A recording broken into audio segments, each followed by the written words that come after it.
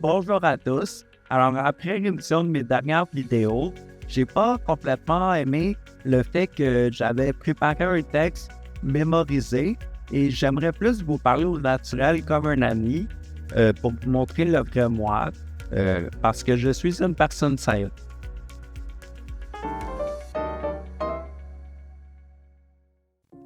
Alors, après mon réveil de la trachéo, c'était une sensation vraiment étrange.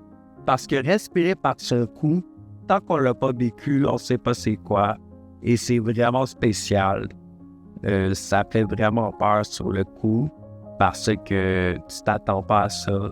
Mais au moins, le fait d'avoir une trachéo a libéré mon visage des tubes pour respirer. Donc, au moins, j'avais le visage libre, ce qui me permettait de communiquer plus facilement. Même si je ne pouvais toujours pas parler ni manger, au moins je pouvais bouger un peu les lèvres et communiquer avec les gens du mieux que je pouvais. Écoutez, une petite anecdote. Quand j'étais aux soins intensifs, j'avais tellement rien à faire, je trouvais le temps long, que même sans parler, j'étais capable de chuchoter, marmonner quelques petits mots. Puis un de ces mots-là que je disais, c'était un chiffre.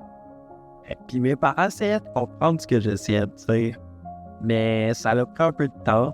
Et finalement, ils ont compris. Je leur disais combien il y avait de tuiles au plafond en haut de moi, parce que j'avais tellement rien à faire que j'étais rendu à compter les tuiles au plafond.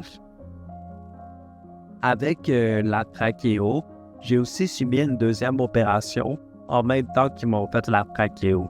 Dans le fond, parce que avant d'avoir la trachéo, c'était des tubes nasogastriques, donc des tubes qui passaient par mon nez et qui allaient jusqu'à mon estomac pour me nourrir. Sauf que là, tu sais, c'est pas agréable de se faire changer tout le temps ces tubes-là. Donc, qu'est-ce qu'ils m'ont fait? Ça s'appelle une gastrostomie. C'est un petit tube dans mon ventre qui était relié directement à mon estomac pour me nourrir directement par le ventre, dans le fond avec du gavage. Donc, c'est comme ça que je me nourrissais à ce moment-là, puisque je pouvais toujours pas manger. Donc, ils me donnaient de l'ensure en gavage. Et c'est comme ça que je fonctionnais. Parmi les choses que j'avais vraiment envie de consommer ou d'en boire, il y avait de la salade de fruits. Je rêvais de manger de la salade de fruits. Je ne pouvais pas manger, mais j'y pensais fort. Même que la psychologue s'est mise avec moi, puis on a commencé à parler de salade de fruits. Elle me disait « Qu'est-ce que tu mettrais, toi, dans ta salade de fruits? Quels fruits tu mettrais? » Tout ça. Puis moi, je ne pouvais pas en manger. Ma mère, elle a trouvé ça cruel que la psychologue me parle de salade de fruits, même si je ne peux pas en manger. Mais à l'intérieur, moi, ça me faisait vraiment du bien parce que je m'imaginais en manger et c'était juste réconfortant. Une autre chose que j'avais vraiment le goût de manger, en fait de boire, c'est de la slush parce que j'étais habitué d'aller au dépanneur proche de chez nous boire de la slush verte à la pomme verte. Puis j'avais tellement le goût aux soins intensifs parce que j'avais souvent chaud. Fait que dans le fond, je voulais avoir de la slush. Puis j'étais capable de glisser des petits mots de slush, mais vraiment pas fort. Puis mes parents comprenaient. Je me disais, je veux de la slush verte. Je veux de la slush verte. Puis j'ai réussi à le dire tranquillement. Puis mes parents trouvaient ça un peu plate. C'est sûr que je ne puisse pas en prendre. Mais on en parlait souvent, puis ça me faisait du bien aussi.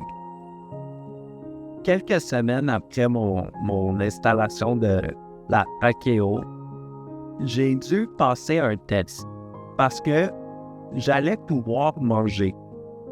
Mais pour cela, il fallait que je passe un test pour savoir si mon système de déglutition, dans le fond pour avaler, si j'étais capable d'avaler des substances solides, liquides et mixtes. Alors moi, tout content, j'entends que je vais manger des aliments. Ça fait comme 2 mois que j'ai rien mangé. que j'ai rien eu dans ma bouche. J'étais tellement content, tellement heureux. J'avais hâte au rendez-vous. Fait que là, la journée du rendez-vous, je me présente avec ma mère. Puis là, ils me mettent dans une petite salle. Ils me disent qu'il va y avoir des substances comme du Jello, des Oreos. Moi, j'étais comme, my God, j'ai tellement le goût de manger un Oreo. Tu sais, après 2 mois sans rien manger. Là, il arrive avec une belle petite substance liquide. Et ben, semi-liquide, semi-solide. C'était comme de la craie mélangée avec de l'eau, la substance. Là, ils mettent ça sur l'Oreo, le Jello, tout le kit. Là, je goûte à ça. Oh, j'avais mal au cœur. C'était dégueulasse. Là, j'ai dû passer le test pour, au final, savoir que je pouvais manger des textures solides, liquides, mais je ne pouvais pas manger des textures mixtes. Donc, mon rêve de salade de fruits était encore pas possible. Alors là, ils m'ont donné le hockey pour manger du solide et du liquide. Fait que là, je viens pour recevoir le plat de l'hôpital. Mais moi, tu sais, ça fait longtemps que j'ai pas mangé. Puis j'ai pas le goût de manger nécessairement un repas d'hôpital comme premier repas. Fait que là, je demande à ma mère en tant qu'adolescent, y a-t-il un restaurant proche d'ici de fast-food? Fait que là, elle me dit, ben, il y a un McDo proche. Je lui dis, ça va être bon. Va me chercher un bon Big Mac en trio. Fait que elle part avec sa voiture, puis elle s'en va chercher ça. Là, elle revient, puis dans le fond, j'ai mangé le trio au complet. Puis après ça, j'avais encore faim. J'avais tellement faim parce que ça faisait tellement longtemps que j'avais pas mangé, que j'ai mangé aussi le repas de l'hôpital. Mais après ça, j'ai eu mal au cœur, là. J'avais l'estomac défoncé quasiment, là. Mais c'était une joie incomparable de manger. Mes parents m'avaient fait une fiche avec des choses que j'aimais, qui j'étais, ce que je faisais dans ma vie au quotidien, ce que je préférais manger. Et dans ça, justement, il y avait noté que j'aimais beaucoup la nourriture italienne, principalement les spaghettis. Donc, les infirmières, ils ont trouvé ça vraiment le fun, puis ils se sont lancés dans une quête. Ils se sont mis ensemble, puis ils ont décidé de faire un concours de sauce à spaghetti. Donc, chaque infirmière au préposé préparait une sauce à spaghetti avec des pâtes et m'apportait ça. Et moi, j'étais le testeur pour voir qui allait gagner le concours. Donc, j'ai mangé beaucoup de spaghetti, mais moi, ça me dérangeait pas, tu sais, ça faisait tellement longtemps que j'avais pas mangé. Je pouvais en manger à tous les jours. C'était comme le paradis pour moi. Fait que ça a été une grosse aventure, vraiment le fun. Puis ça a été très bon aussi. Chaque sauce était différente. Et ça m'a apporté beaucoup de bonheur.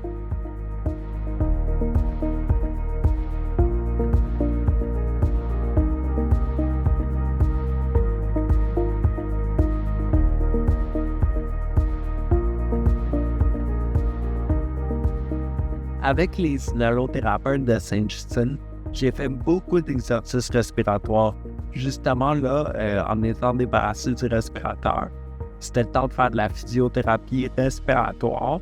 Donc, avec les inhalothérapeutes, je faisais des exercices afin d'améliorer mes poumons. Parce que ma blessure à la moelle épinière n'est pas complète. Ma moelle épinière n'est pas sectionnée. Donc, il y a des progrès qui reviennent tranquillement avec le temps, au fur et à mesure que ma moelle épinière désenfle. Fait que j'ai fait beaucoup d'exercices respiratoires pour essayer de passer à une canule pénetrée qui me permettrait de parler avec ma trachéo. Donc, c'est une partie de la trachéo qui voulait changer et donc je faisais des exercices respiratoires dans le but d'atteindre cet objectif. Puis là, jusqu'à ce moment-là, j'avais toujours un collet cervical pour retenir mon cou pour pas qu'il bouge trop. parce que j'avais subi une chirurgie à cet endroit-là. Mais là, c'était le temps de retirer le collet. Puis moi, j'étais inquiet. Est-ce que j'allais pouvoir bouger mon cou? Est-ce qu'il y avait un danger de fracture?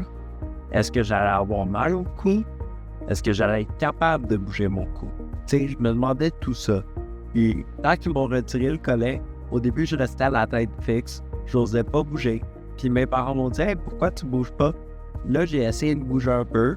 Puis, j'étais capable de bouger mon cou sans douleur et sans problème. Mais c'est sûr que je restais toujours un peu inquiet vu qu'il y avait eu une chirurgie récemment.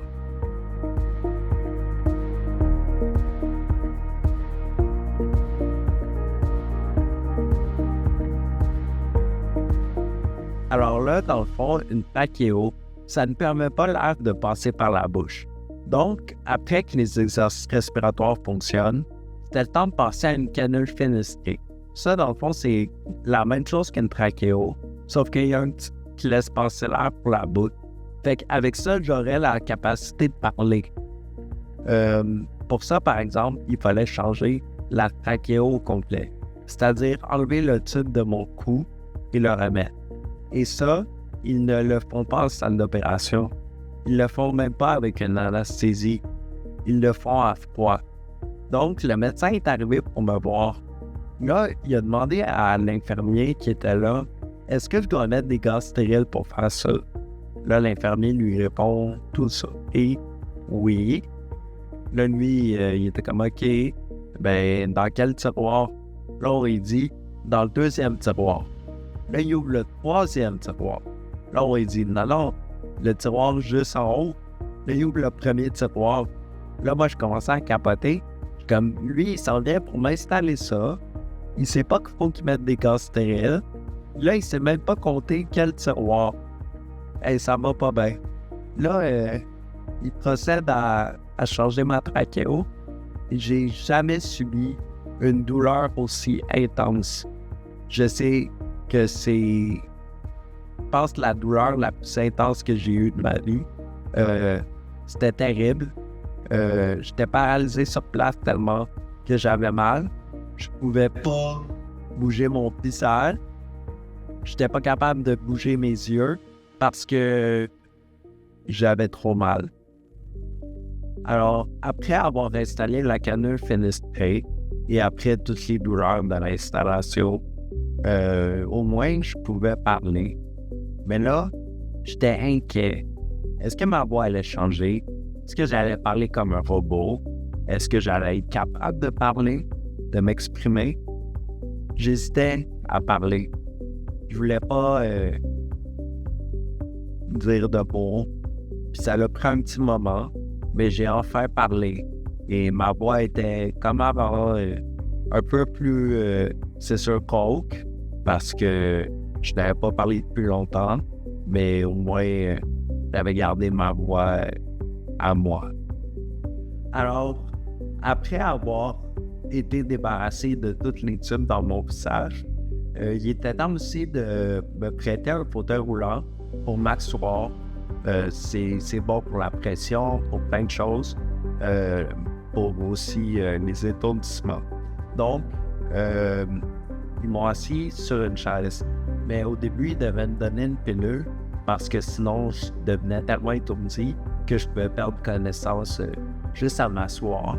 Puis c'était tout un tralala parce que il fallait traîner quand même les tubes reliés à ma trachéo, parce que j'étais quand même sur respirateur, mais avec la trachéo. Donc, c'était toute une série d'étapes à suivre qu'il ne fallait pas qu'il y ait une seule erreur parce que, tu sais, je dépendais de ça. Alors que j'étais aux soins intensifs encore, je trouvais le temps vraiment long. Et j'avais pas vraiment d'activité à faire dans mon quotidien à part les cours d'école, un peu de physio, un peu d'inhalothérapie, mais c'était tout. Donc, mes temps libres, j'avais pas grand-chose à faire. Il y a quelqu'un qui est venu me rencontrer grâce à l'équipe de Saint-Justine. Elle travaillait là, Elisabeth. Puis, elle s'occupait de tout ce qui est accès technologique. Et me connaissant un petit peu en ayant lu ma fiche, elle pouvait voir que j'aimais ce qui était technologique.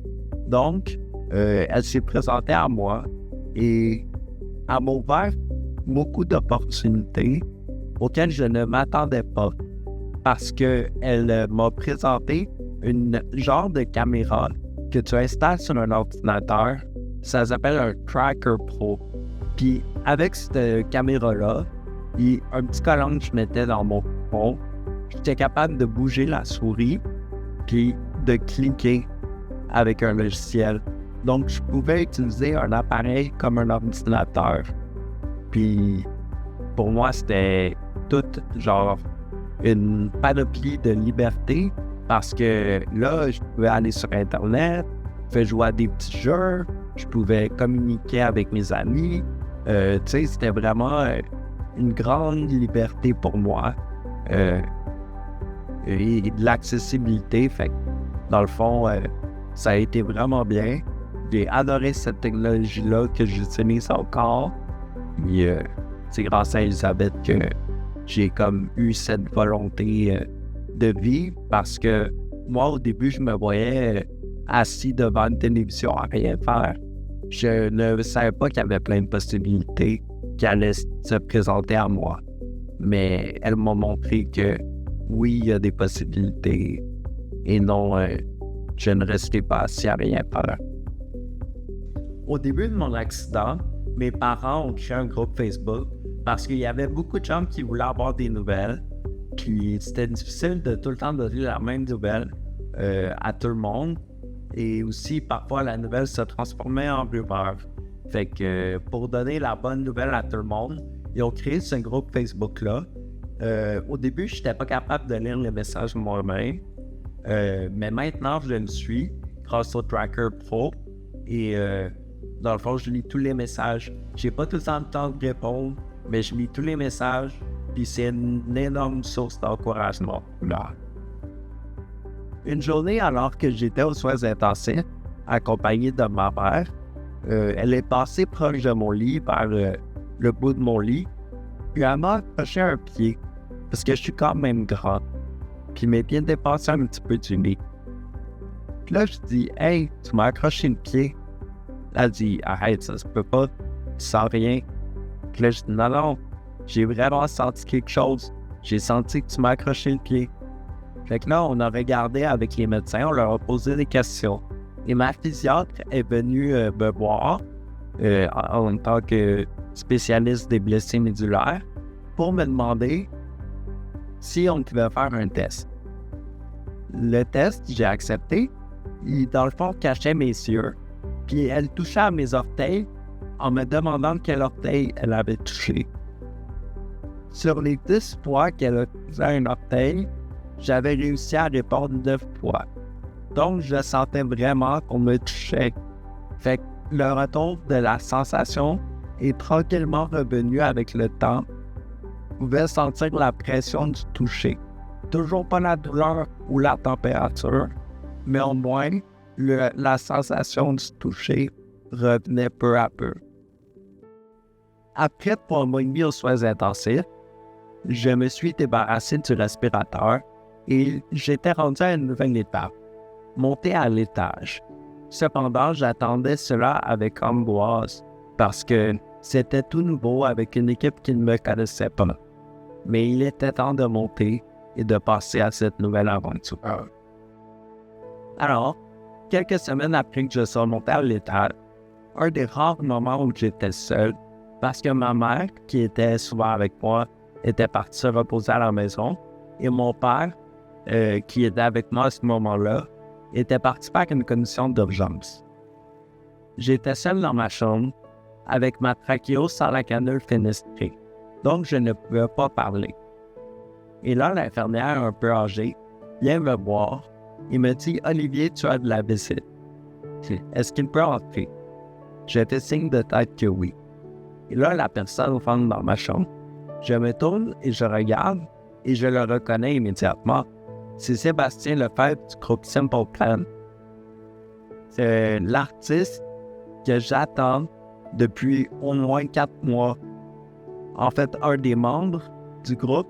Donc là, je reste bouche bée. mais je ne peux pas parler. Et lui, il est devant moi, il est mal à l'aise parce qu'il ne sait pas quoi faire. Je suis devant lui, je ne bouge pas, je ne parle pas. On ne peut pas avoir d'interaction. Donc, il me donne un CD autographié, me parle un tout petit peu, puis il s'en va. Et là, mon père revient. Je lui demande de me mettre ma canule téléphonique pour lui dire s'il ne croira pas ce qui est arrivé. Je viens d'avoir la visite d'un des membres de Simple Plan. Là, mon père, il ne me croyait pas au début. Il dit, tu me fais une joke, ça fait 4 mois qu'on l'attend. Non, non, regarde le CD autographié.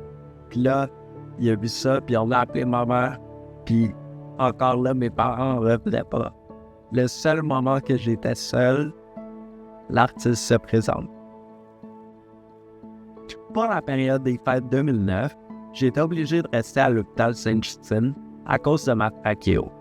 Ma mère est allée se renseigner au poste des infirmières à savoir si on pouvait réserver la salle d'activité du département pour fêter la fête en famille. On a eu l'accord. Donc, on s'est fait grouper. Mes parents, mon frère, moi, il y avait ma tante, il y avait son chum, un ami de son chum, il y avait mon nom et il y avait la tante de ma mère du côté de ma mère aussi. Donc, on était en famille et on a fêté Noël. On avait apporté les cadeaux qu'on ouvrait. On a commandé du restaurant et drôlement, quand le livreur est arrivé, c'était une surprise parce qu'il y avait une trachéo. Fait que là, ça m'a montré en même temps qu'on pouvait vivre une vie normale même si on avait une trachéo. Fait que ça l'a drôlement donné que c'était ce livreur-là, cette journée-là, qui est venu nous voir. Il y avait une trachéo. Pendant que j'étais à Sainte-Justine à l'étage, je trouvais le temps long parfois, puis j'ai toujours aimé les jeux vidéo. Cependant, avec le Tracker Pro, j'avais de la misère à jouer à des jeux plus compliqués. Puis je me souviens que pour Noël, ma mère m'avait donné un jeu Diablo qui joue uniquement avec la souris. Donc ça me donnait la possibilité de jouer. Mais qu'est-ce que moi j'aimais faire? C'est jouer avec mon frère puis avec Sébastien, le chum de ma tante Mélanie.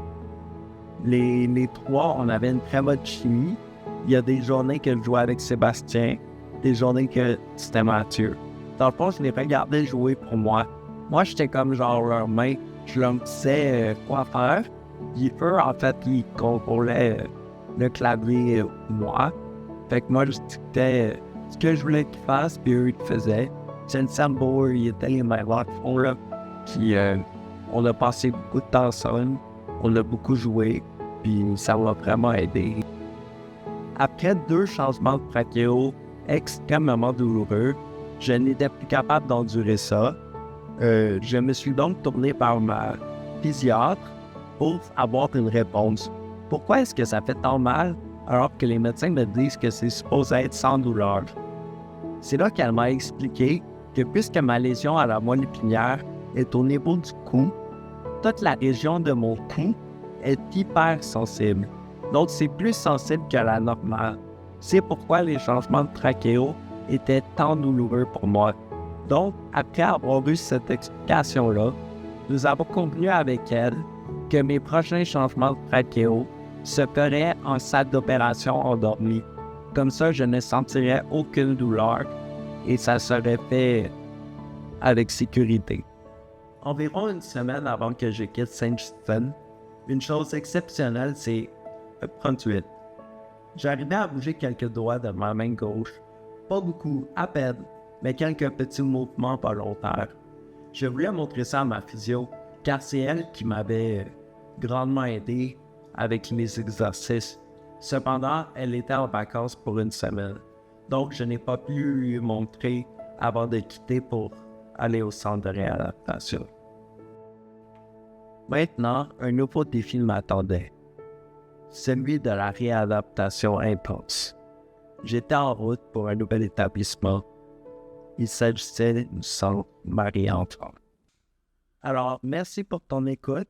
La partie 3 s'en vient bientôt. N'oublie pas de t'abonner pour suivre la suite. Merci.